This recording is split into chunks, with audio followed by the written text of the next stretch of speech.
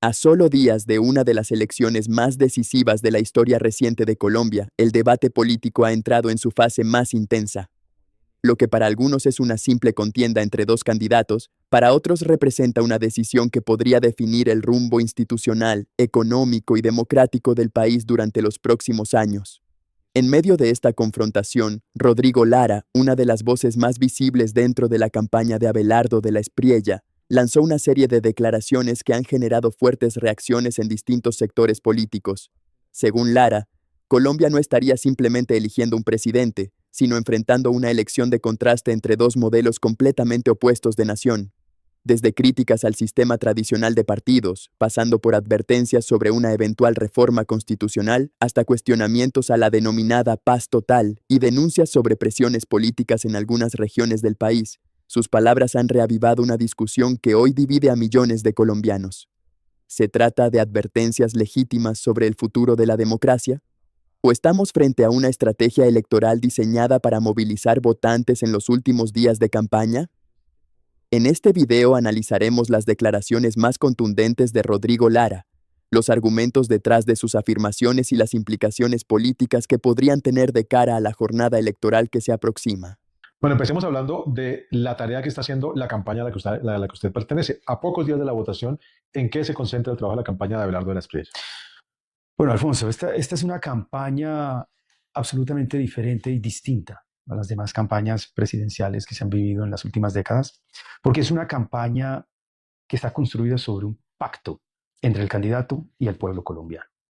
Es decir, estamos ante un movimiento popular construido también sobre dos principios: la libertad del candidato con respecto a los grupos políticos tradicionales. Esta es la primera vez que un candidato hace campaña rechazando el apoyo de los partidos políticos tradicionales, de los partidos de siempre, y al mismo tiempo independiente de los aportes de los grandes grupos económicos, es decir, de los grandes grupos de interés.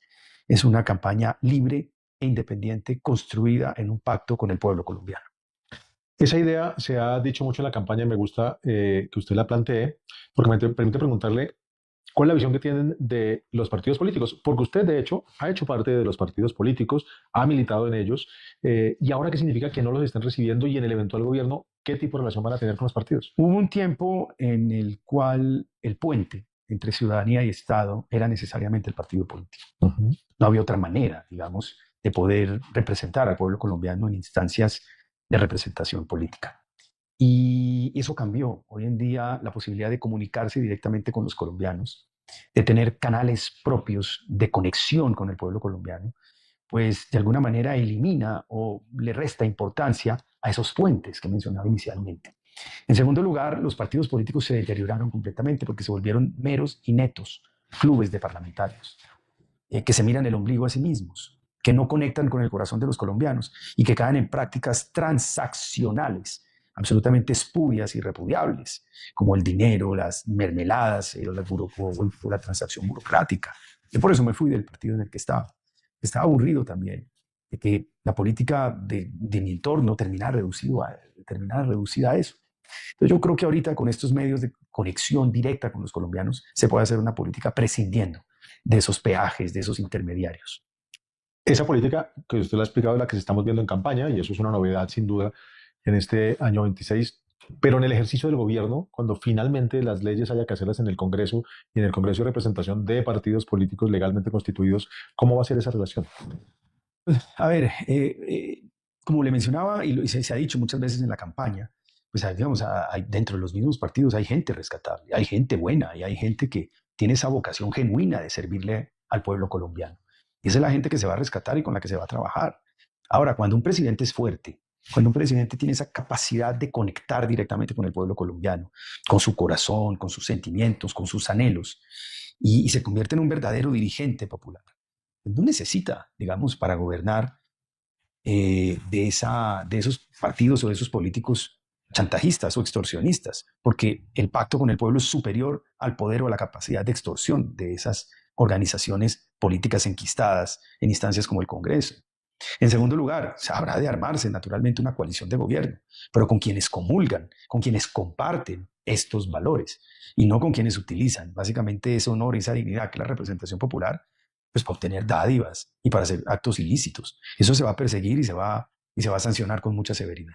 Uno de los debates más interesantes que ha surgido en esta campaña presidencial gira alrededor de una pregunta fundamental. ¿Qué tan diferente puede gobernar un presidente que no llega al poder endeudado con partidos políticos, caciques regionales o grupos burocráticos?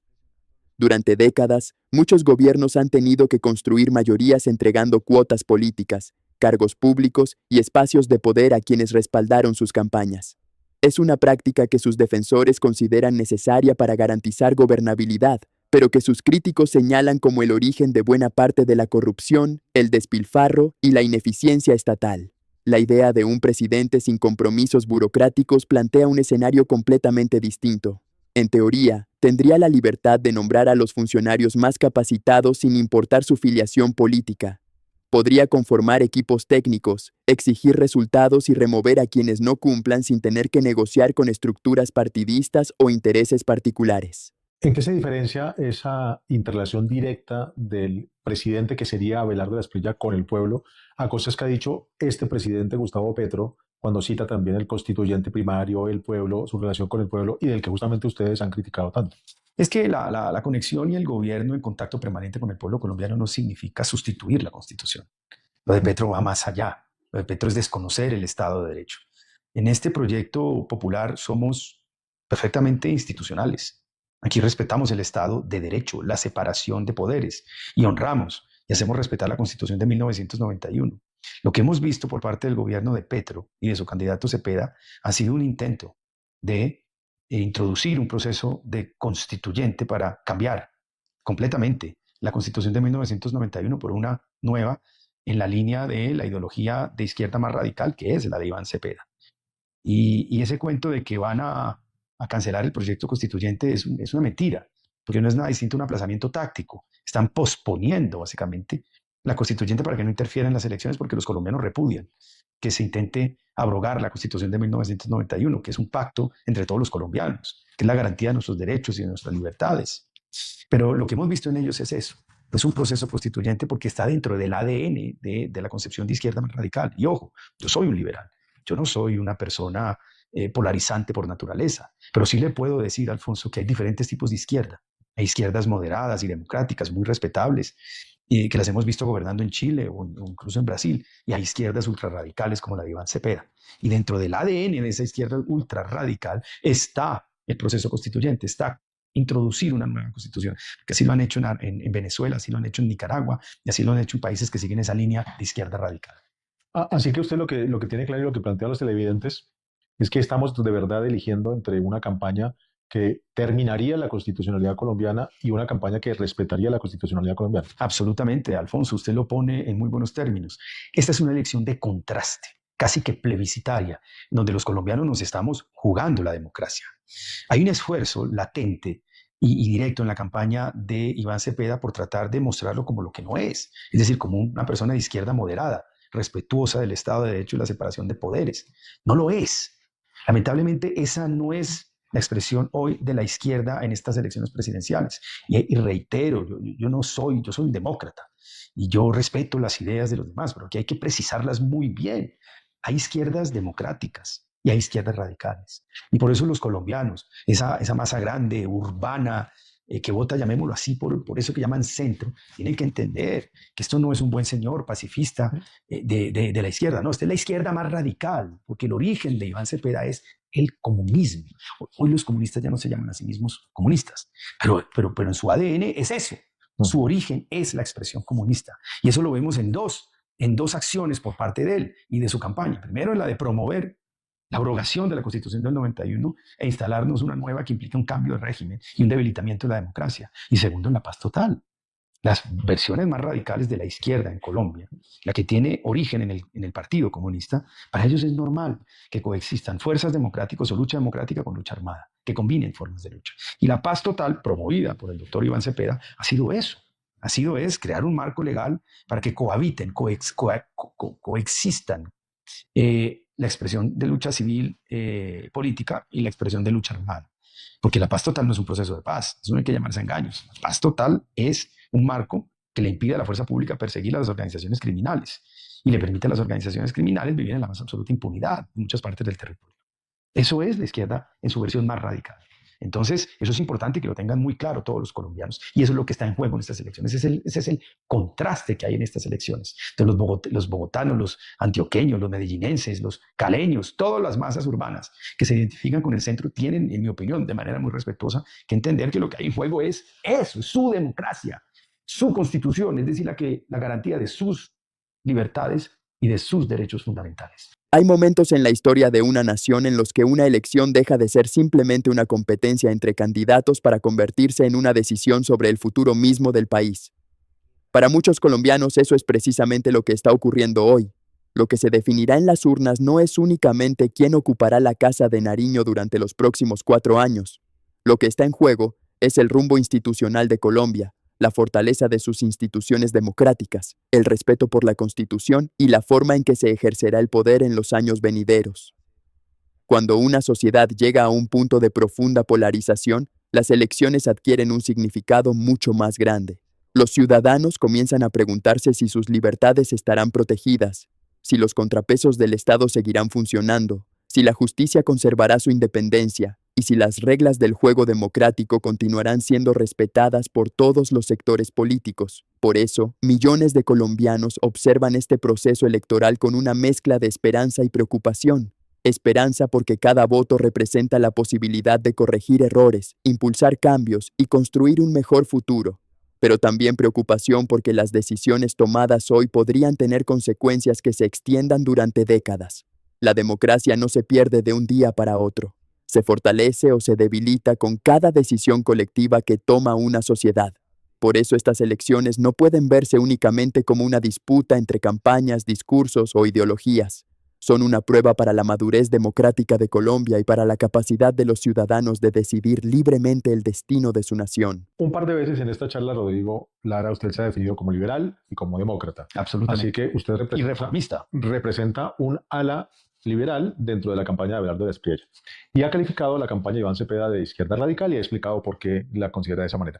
En esa campaña y en otros sitios califican de extrema derecha la campaña de Abelardo de Espriella. Entonces, ante ese tipo de señalamientos, ¿usted qué piensa? Abelardo de Espriella no es un hombre de extrema derecha, es un hombre de extrema coherencia, como él lo ha dicho. Es un empresario, es un abogado que no ha tenido paso previo por la política y créame que es, en mi opinión, doctrinariamente mucho menos conservador, diría yo, que la misma Paloma Valencia. Paloma era doctrinariamente conservadora, pero un poco woke en los temas, digamos, de sociedad. Abelardo claramente no es un woke, no cree en el wokismo, cree en... Que el wokismo, para que lo entiendan los televidentes, es ¿qué cosa? Una moderación de... No, el wokismo es, digamos, esa desestructuración, por ejemplo, de ciertos valores tradicionales como la familia, etcétera, en la que él cree. Yo creo, por ejemplo, en eso. Yo creo en la familia, yo creo en que la familia es el núcleo fundamental de la sociedad, lo cual no significa que no sea un liberal. En esos temas yo soy más tradicional. En los temas ya de libertades y de garantías civiles, democráticas, soy un liberal. Yo creo que el Estado tiene un rol pues está llamado a cumplir un rol, perdón, el trabalenguas, en materia, por ejemplo, de distribución de la solidaridad en una sociedad. Y yo creo que Abelardo en este caso es un hombre, sí, de estructura tradicional, es un padre de familia con sus hijos, él cree que hay que preservar la familia, pero al mismo tiempo pues es un hombre pragmático en lo político y ha tenido posiciones incluso en el pasado bastante liberales. Y en lo que sí es muy claro y se identifica mucho con la derecha es en materia de seguridad. Y yo también me identifico en materia de seguridad. Yo creo que aquí no hay un tutía, aquí no hay relativismos, aquí el Estado debe imponer las leyes de la República en todo el territorio nacional. Aquí no puede haber espacios para los criminales, aquí no puede haber espacio para los extorsionistas. Colombia desmovilizó hace unos años a la guerrilla de las FARC. Hoy en día lo que hay en el territorio nacional no es nada distinto a expresiones de narcotraficantes en armas que brutalizan, que maltratan a poblaciones enteras para imponerles la ley del fusil y afianzar sus rentas criminales. Y eso es inaceptable en una república. Inaceptable. Eso no puede existir en el territorio nacional. Y eso debe ser absolutamente sometido por el Estado, porque es el deber primero, que consiste en proteger a poblaciones enteras sometidas al arbitrio y a la violencia de estas organizaciones criminales. Rodrigo Lara Restrepo es hijo de Rodrigo Lara Bonilla, un dirigente liberal asesinado a fines del siglo XX por la mafia del narcotráfico cuando era ministro de Justicia. Menciono el dato por dos cosas, porque posiblemente algún televidente no lo recuerde. Segundo, porque ese hecho ha sido utilizado en una confrontación de redes sociales por el propio presidente de la República, Gustavo Petro. Él habló del asesinato de su papá porque usted hizo algunas afirmaciones diciendo, el presidente Gustavo Petro, que no puede olvidar ese pasado. ¿Cómo entendió usted esa afirmación del presidente Petro y cómo Eso hace parte de la guerra sucia en la que está sumida, la campaña de Iván Cepeda. Hay una desesperación muy grande en la campaña de Iván Cepeda porque saben que van a perder y perdieron el favor de la mayoría del pueblo colombiano. Y básicamente los veo haciendo tres cosas. Guerra sucia por todas partes. Me ponen fotos al lado de asesinos de mi padre, como Carlos Leder. Los veo diciendo mentiras, que la campaña de Abelardo va a cometer una masacre laboral, lo cual no es cierto, que va a sacar una cantidad de empleados, cuando lo que va a hacer la campaña de Abelardo es cortar la grasa, cortar los pactos burocráticos que se roban el presupuesto público, en prebendas para gente que no trabaja, pero el que trabaja, el funcionario de los eslabones medios inferiores va a ser protegido, porque va a haber una protección especial para esa población. Lo que se va a es eliminar la grasa burocrática inútil que ha caracterizado a este gobierno, porque no podemos permitir que el país se quiebre, que es el problema fiscal hoy que estamos enfrentando es de los más complejos. Y si no arreglamos el equilibrio fiscal, si no equilibramos las finanzas del país, pues no hay política social que se pueda sostener. Es así de simple, ese es el reto. En segundo lugar, los veo, eso sí, haciendo o pactando con la continuidad de, por ejemplo, de quienes asesinaron a mi padre hace 42 años, que es el narcotráfico armado. Es que lo que estamos observando en departamentos como Cauca, Nariño y Chocó, donde es muy palpable, pero también en Guaviare, también en Caquetá, algo en el norte de Antioquia, es que organizaciones narcotraficantes como el Clan del Golfo, como Mordisco, como el ELN y como la Segunda Marquetalia, que asesinó a Miguel Uribe, pues están presionando a los colombianos de esas regiones, de esos municipios, para votar por Iván Cepeda. Y esos cruces de información los he hecho yo mismo y la campaña los ha denunciado. Es que tú tomas los municipios declarados en alerta temprana por parte de la Defensoría del Pueblo, es decir, los municipios donde hay presencia de esas organizaciones criminales, dicho por el Estado colombiano, por la Defensoría del Pueblo, y lo cruzas con votaciones atípicas a favor de Cepeda, es decir, votaciones con más del 70% a favor de un candidato, que eso se llama votación atípica, y con muy bajas tasas de participación, y te da que en los 137 municipios de alerta temprana, en 109 Cepeda obtuvo votaciones atípicas. Yo no puedo, yo soy un abogado, digamos, yo soy un liberal, no puedo salir a decir Cepeda dio la orden, pero yo sí te puedo decir que estas organizaciones tienen todo el interés para que Cepeda sea elegido presidente. ¿Y por qué? Porque son organizaciones cobijadas por la paz total, por la impunidad de la paz total. Es decir, el ejército no las puede perseguir porque están cobijadas por la paz total. ¿Quién es el autor de la paz total? Iván Cepeda. Estas organizaciones necesitan a Iván Cepeda para que continúe la paz total, para que continúe su impunidad. Eso es un falso proceso de paz. Entonces, en esas tres acciones, guerra sucia en los medios y en las redes, intento de compra de votos en el Caribe, que no les está quedando fácil, y presión armada es en lo que está la campaña hoy de Cepeda, la versión más radical de la izquierda, lamentablemente. Y llegamos al final de este análisis, pero también nos acercamos a uno de los momentos más importantes que vivirá Colombia en los próximos años. A medida que se acerca el día de las elecciones, el debate deja de ser una simple discusión entre campañas y se convierte en una reflexión profunda sobre el país que queremos construir. A lo largo de este video, hemos revisado argumentos, advertencias, propuestas y visiones completamente diferentes sobre el futuro de Colombia. Hemos escuchado posiciones que sostienen que el país enfrenta una decisión histórica entre dos modelos políticos opuestos. También hemos visto cómo el lenguaje de la campaña se ha endurecido y cómo cada sector busca convencer a los ciudadanos de que el futuro de la nación depende de la decisión que se tome en las urnas. Pero más allá de las diferencias ideológicas, existe una realidad que ningún colombiano puede ignorar. El país enfrenta desafíos enormes. La inseguridad sigue afectando a miles de familias. La economía necesita recuperar confianza e inversión. El sistema de salud atraviesa momentos de incertidumbre. Las finanzas públicas presentan dificultades que requerirán decisiones complejas. Y millones de ciudadanos siguen esperando oportunidades que les permitan mejorar su calidad de vida. Por eso, cuando llegue el momento de votar, cada colombiano tendrá que hacerse una pregunta fundamental. ¿Qué camino considera más conveniente para enfrentar estos desafíos? Las elecciones son precisamente eso, el momento en el que una sociedad decide qué visión del futuro quiere respaldar. Algunos apostarán por el cambio profundo. Otros defenderán la necesidad de corregir el rumbo. Algunos verán esperanza en unas propuestas y otros encontrarán confianza en proyectos distintos. Esa diversidad de opiniones es precisamente la esencia de una democracia sana. Sin embargo, hay algo que debe estar por encima de cualquier diferencia política: el respeto por las reglas democráticas. Porque los candidatos pasan, los gobiernos cambian, las campañas terminan, pero las instituciones permanecen. Son ellas las que garantizan que los ciudadanos puedan seguir expresándose libremente, participando en la vida pública y decidiendo pacíficamente el rumbo de la nación. La historia demuestra que los países más exitosos no son aquellos donde todos piensan igual. Son aquellos donde las diferencias pueden resolverse mediante el debate, el voto y el respeto mutuo. La democracia no consiste en que siempre gane quien pensamos que tiene la razón. La democracia consiste en aceptar que es el pueblo quien tiene la última palabra.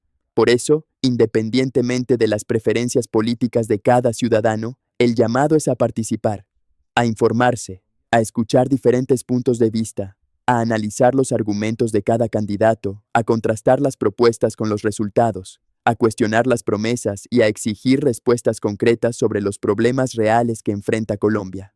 Porque el futuro del país no depende únicamente de quien resulte elegido. También depende de la responsabilidad con la que los ciudadanos ejerzan su derecho al voto.